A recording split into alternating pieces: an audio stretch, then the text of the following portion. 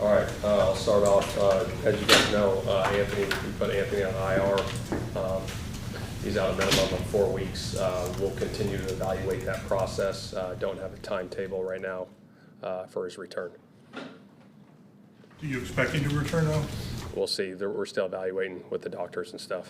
Surgery still an option, Shane? Again, yeah, we'll everything. We'll look at everything. We'll see what happens, what the doctors say with the final deal. Yeah.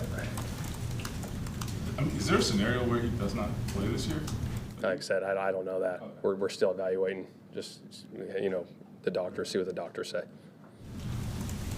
So.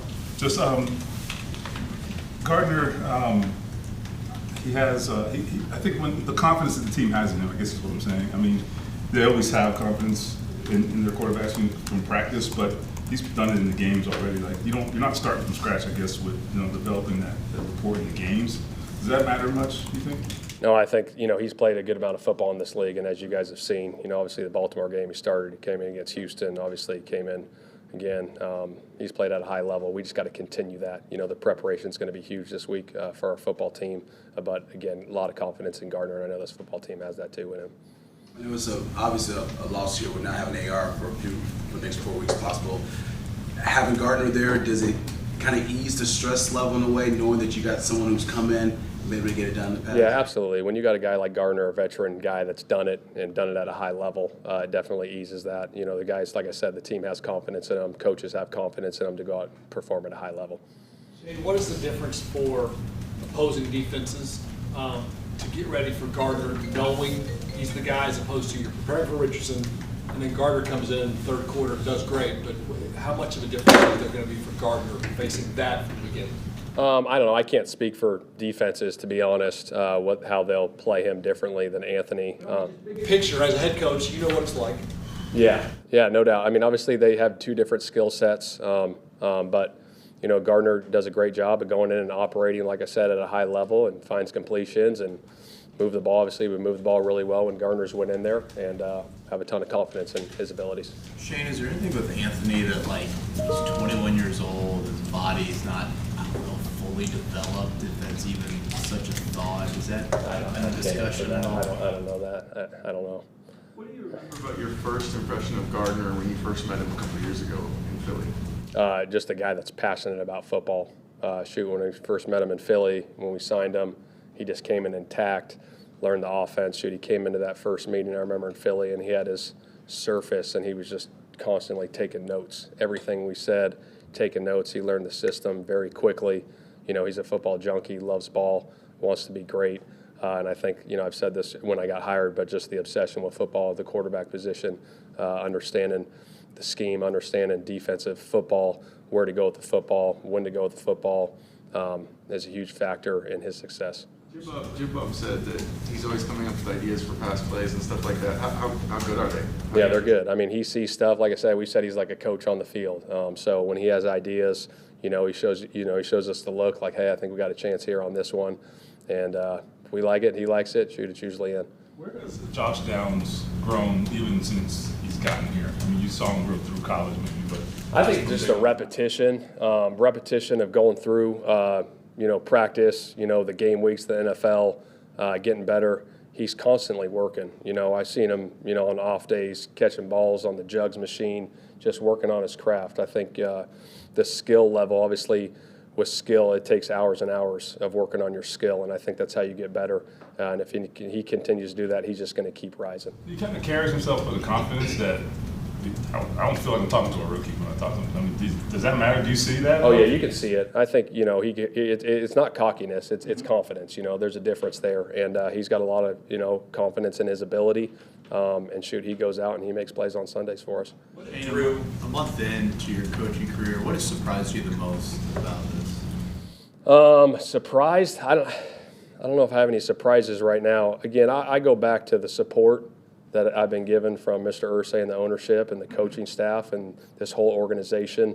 I think when you work together as a team and you have a laser focus on what you're trying to get accomplished, I think usually good things happen. But it takes a lot of hard work, and you got to stay on it every single day and not let up.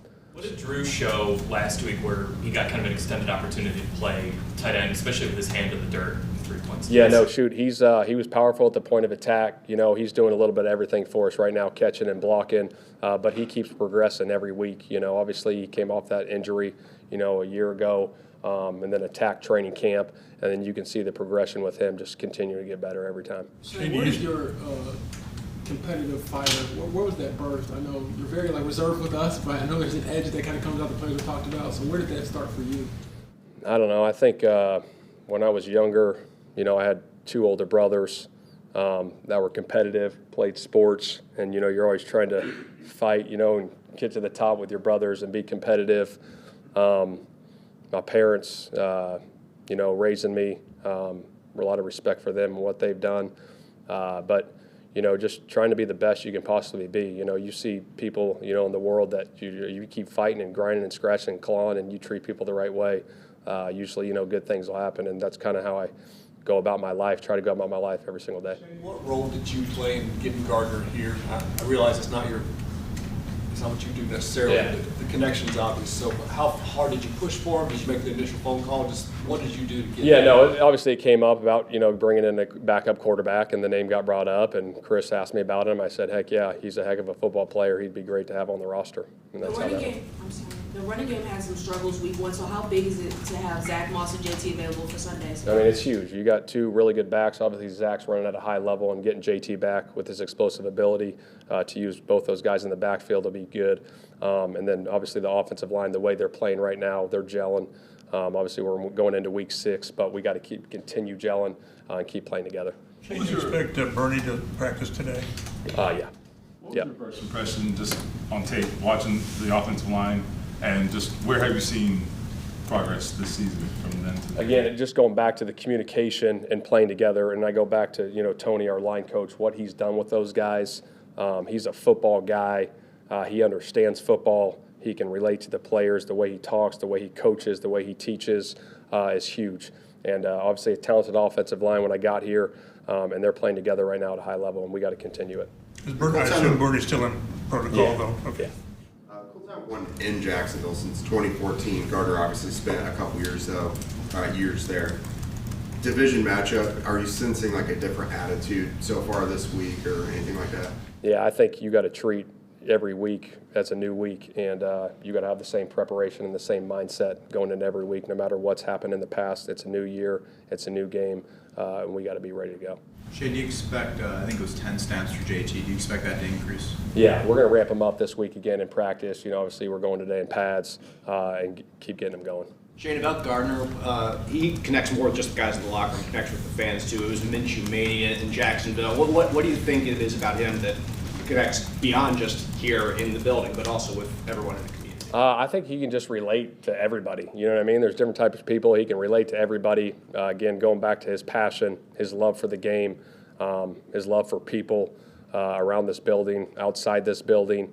And I know it'll be big for him to go back to Jacksonville where he started his career. So excited to watch him play on Sunday. On that last drive of last week's game, they know you're going to run the ball, try to run the ball. What do you think it says about your offensive line when they know what you're going to do and you're still able to do it? Yeah, no, it's huge. I think when you get into those situations, obviously that big third down that Gardner threw, they brought a blitz zero there and he threw it to Alec. That was a huge play in the game. And then once we got that, we had some, you know, obviously we had momentum there early on with the big play to Zach down the boundary as well. And then we got into that running, and they were all up in there in a zero look, and it was like, hey, we got to go get it. And our guys stepped up to the plate and had that mentality that, you know, we got to go finish this game. And obviously we were this close. We were 1 yard away from, you know, taking a knee before giving it back to them. But to take 7 minutes off the clock there was huge for our offense. Shane, how's Anthony doing just emotionally knowing he's going to miss a chunk? He's doing good.